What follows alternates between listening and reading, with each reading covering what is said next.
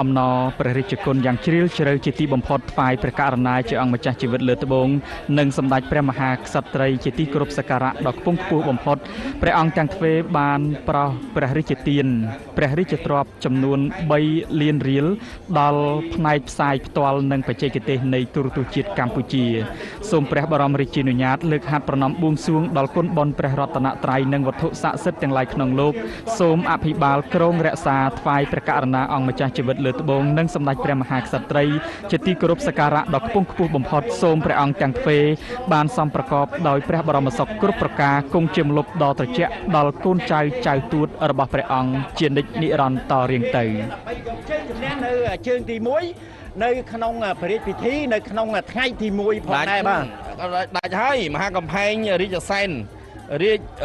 មហាកំផែងរាជសែនជ័យបារមីកំពែងធំដាច់បាទឈ្នះដាច់ហ្មងពីមកពីខេត្តកញ្ចេះទៅលើសុភាមានជ័យបារមីវិហារអណ្ដែតប៉ុន្តែអាចផ្លាស់ប្ដូរលទ្ធផលត្រឹមតែមួយតោងអាច